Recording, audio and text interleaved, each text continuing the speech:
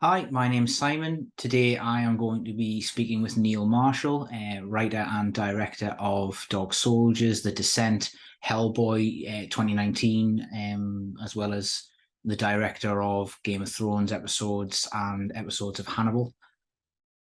Not gonna lie, this is a very good opportunity for me because Dog Soldiers is one of my favorite films, and the reason we are talking with Neil today is because of the Second Sight reissue and 4K restoration of Dog Soldiers. It's a lovely box set. Recommend it to anybody.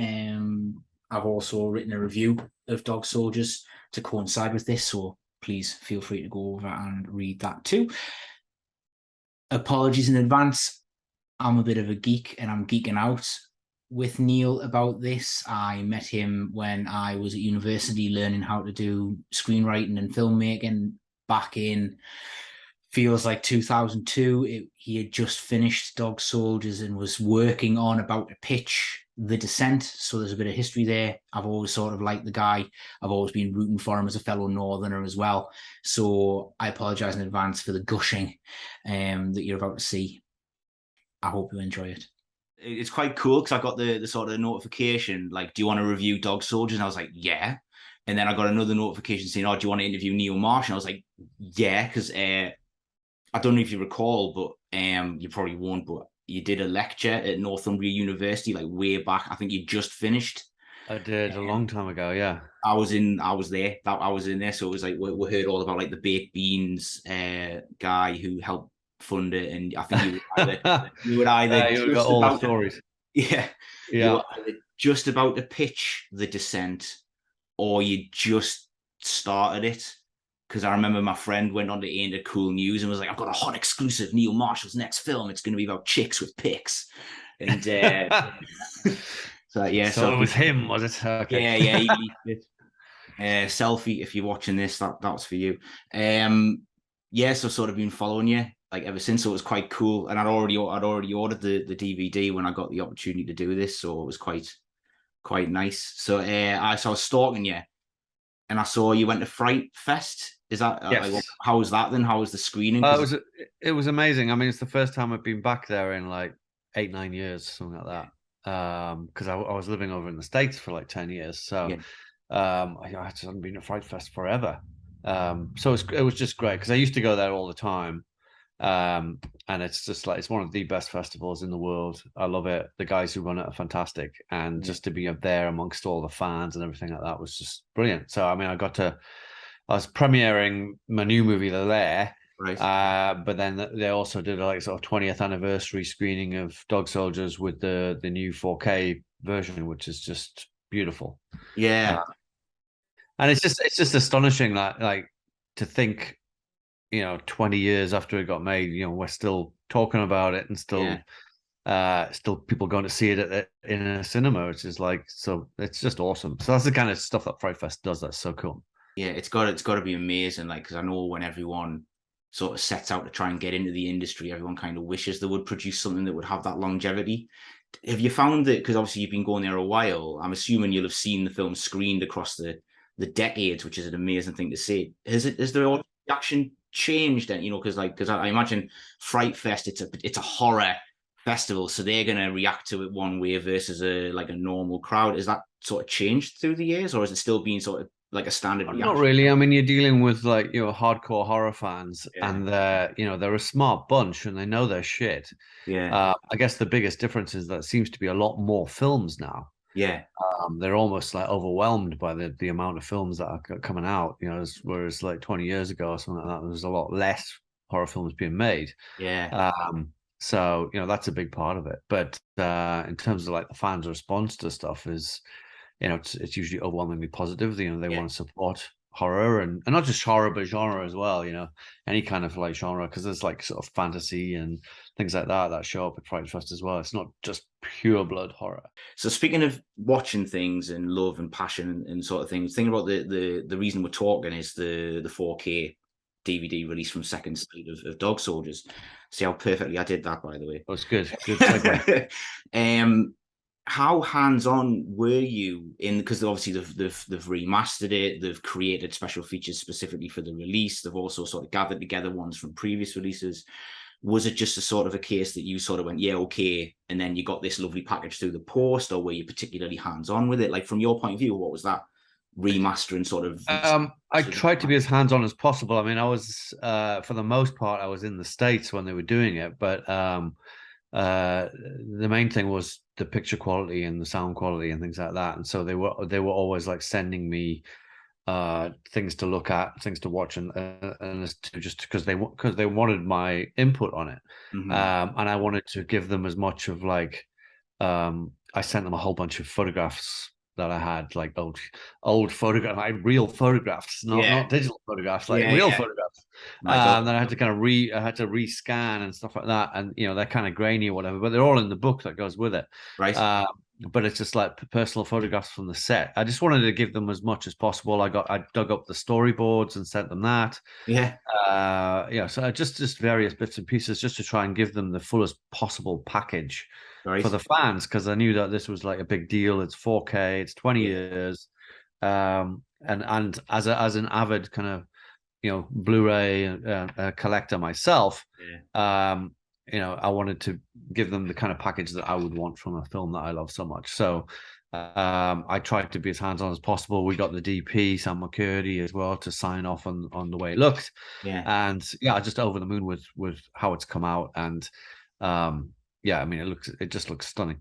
So what I was watching the sort of the making of last night in prep for this, and one of the things you said in that is because you shot it on, it wasn't 35, I think, was it 16? It was 16 mil, Super 16. How does that work with because you basically, you said in the thing, it's never going to look amazing because it's quite a grainy film stock anyway.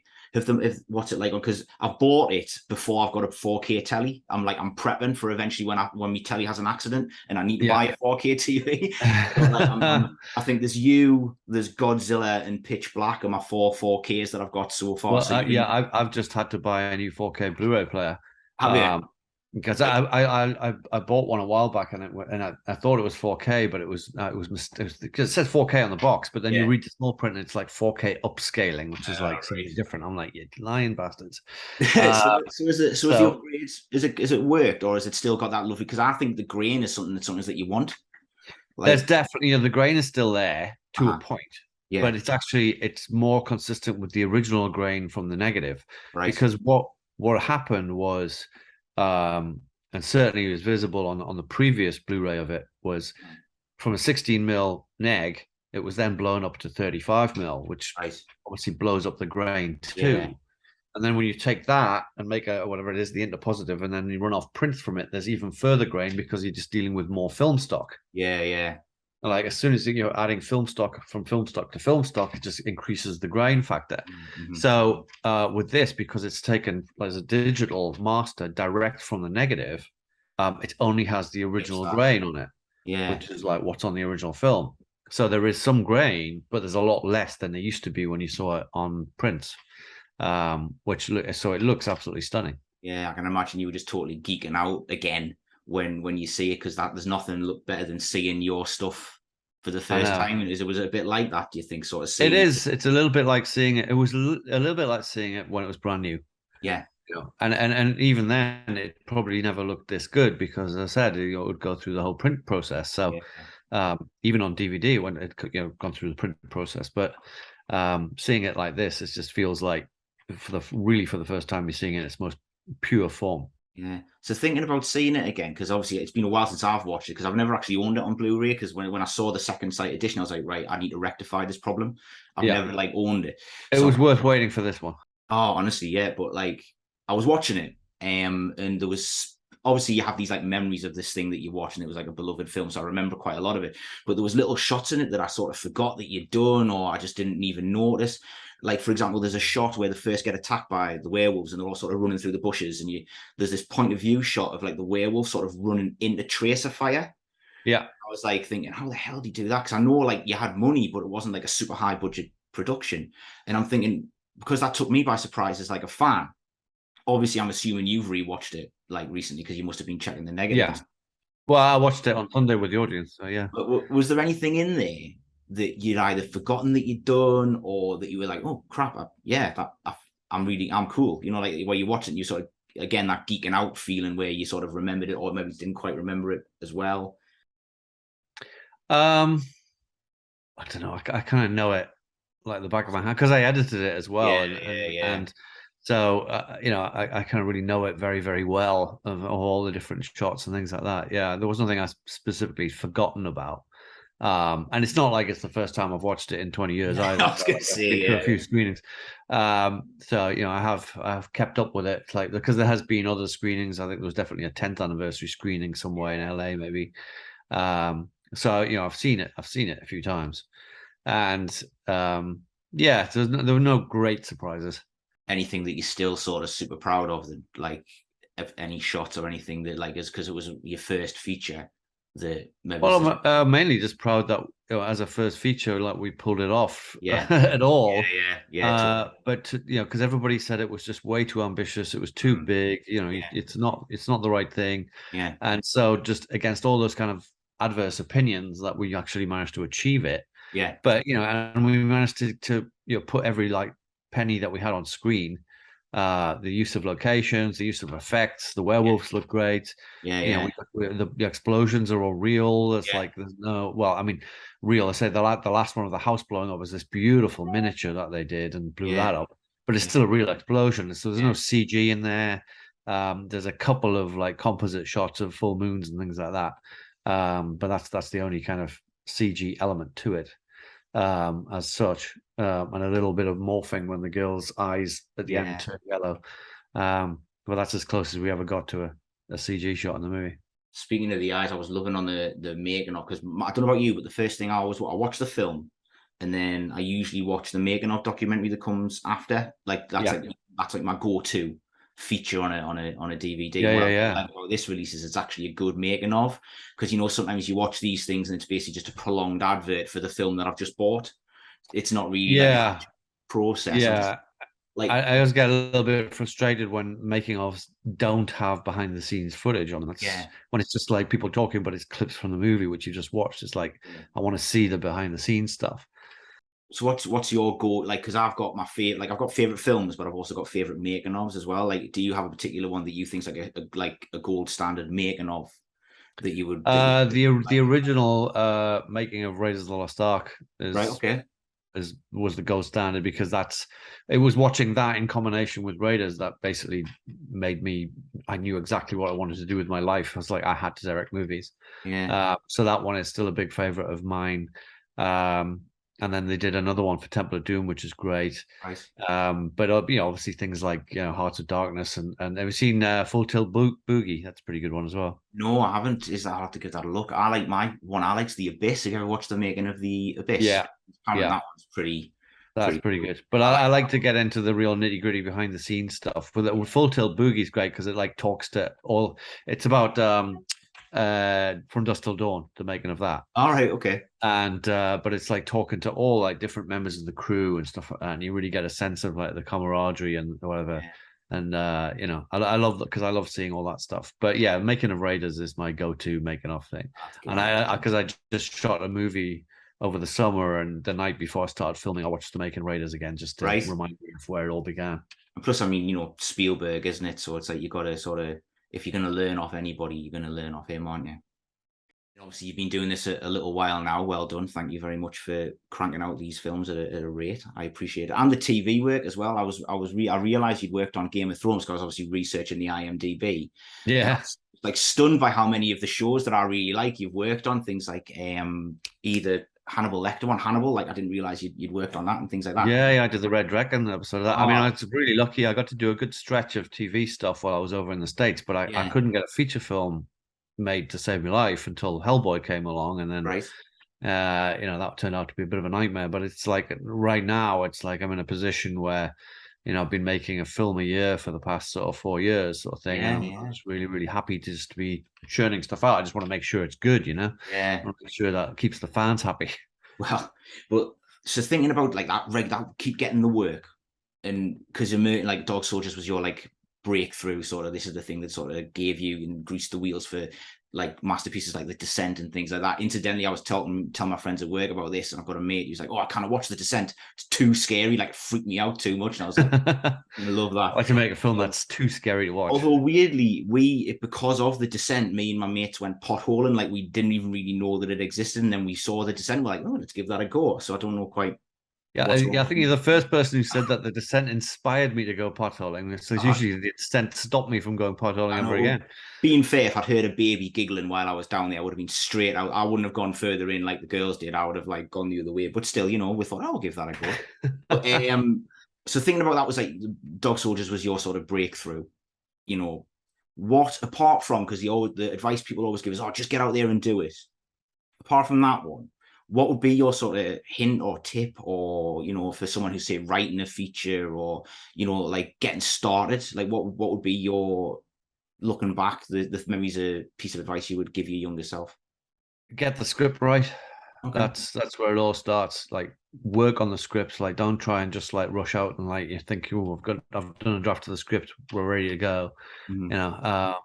I wouldn't say you have to spend 6 years rewriting your script like we did, but that was just the way it came out. But no, but what was it? There was one of the 10 commandments of script writing or something. Thou shalt rewrite. I mean, Yeah. really, like, work on your script, get it, down pat, share it with people, get opinions on it, get thoughts on it, people's opinions you respect. Mm-hmm. But yeah, the script is everything. Script is absolutely everything. I was going to ask you about the writing process, to be honest. So what's your sort of, because do you have like a routine, or do you write in fits and starts? Because this is your, like, you've got the luxury of sort of being able to do this for a living, so you can sort of isolate yourself if you need to. I'm assuming, like, what's your sort of writing routine? Like, what do you do? Yeah, I mean, I try and have a process. Like, I tend to write sort of in the mornings better than, like, some people like to write during the night. Some people like to write whenever, but like I like to sort of get up, and I've got a fresh head Yeah. and dive into the script and ideally like just be focused on that somehow and try and lock myself away. Sometimes it's like because I work in my office here. Other times it's like I'll put my headphones on and go somewhere, public, like go and sit in a cafe or something like that. Really? And I actually find it quite pleasant to go and just write somewhere where I've got my headphones on, locked in my own little world, but like you're surrounded by people and stuff like that, and it doesn't distract you. I like doing that sometimes as well. So just whatever works for the script that you're writing, really. It's so much is about, for me anyway. Like, and I know a lot of other writers do the same, of like listening to music while you're writing. I'm trying to be a writer as well. Yeah. I teach during the day, but that's like my day job, and I'm trying to, screenwriting is my thing, which is one of the reasons I'm asking you about it. I find that like I really respond well to music, and I like to make like a playlist of like. Yeah, me too. You do. So like, did you have a playlist for dogs? I mean, I know this was like before the age of Spotify, but was there any sort of particular? I was going to say there weren't playlists. I think I might have had a mixtape for Dog right? Soldiers. What was on the mixtape then? Can you remember? Well, it would have definitely been things like Aliens and stuff like that. Maybe some Predator. I mean, all those kind of stuff. But there was also like some. Oh God, it's a piece of music that I listened to a lot when I was writing it, and it was it's actually a dance track by Spooky called Little Bullet, and I'd had it on a mixtape of other sort of quite specifically kind of dark, edgy kind of synth stuff. Yeah. And it was in there, and it kind of I don't know, it really clicked with me somehow, and I wrote to it a lot to that. Yeah. And then like I lost the track, I lost the tape, nightmare, and it's taken me like 20 years to find out what the fucking piece, because nobody written it down as to what it was. It was just a piece of music that I liked. I could remember it. Yeah. And I've been trying to find it for 20 years, and eventually, like last year, I stumbled upon it somehow. I can't even remember how I found it, but I found it again and found out, oh, it's Little Bullet by Spooky. It's like, oh, I never knew that. Did you have all these like Vietnam style flashbacks of huddling over a typewriter and typing away, or like, because where did you write it again? Did you write it in Newcastle, or was it here, there, and everywhere? Because I started writing it in Newcastle, and then at some point during that process, I moved to Carlisle for a while. I lived in Carlisle for a while, and I was writing it there as well. And I think I was in Carlisle when I shot it. I think. Oh God, I'm trying to remember now. Yeah, I was in Carlisle when I shot it. Yeah. So it's funny how music has that ability to sort of bring you, like, I don't, it's like a smell, isn't it? You can sort of take you back to a particular time, and like, you know, like it's Yeah. a track and sort of have that sort I of mean, yeah, I mean, yeah, music and smells, all that kind of stuff takes you right back to where it was. Yeah. Fright Fest. What's good? Like, what do we need to keep our eyes out for? Because I'm assuming you'll have seen some things or heard about some things that. Yeah, I didn't manage to see a lot of stuff there, and I hear some, because I'm living in Kent now, and sort of like Right. getting in and out to central London is a little bit of a task. So, Yeah. but no, I went in and saw a few things. The last night I saw two great movies, which is Barbarian, which is really Okay. good, and Fall, which, if you don't like heights, Right. basically is like The Descent but up as opposed Right. to Okay. down. But it's two climbers like getting stuck on top of a radio mast in the middle of nowhere. Right. And it's directed by a fellow northerner, Scott Mann. Right. Okay. And yeah, it's really good, really effective. Okay. We'll have to keep an eye out for that on the website. Hopefully, we'll get a chance to review them. I hope, he says, looking directly at the cameras to. Yeah. Hopefully. Well, yeah, absolutely. I Well, think thank it's you very coming much. out soon. Yeah, well, thank you very much for your time. I really, really appreciate it. It was lovely to be able to geek out and sort of tell you how good your work is to the man himself. Much appreciated.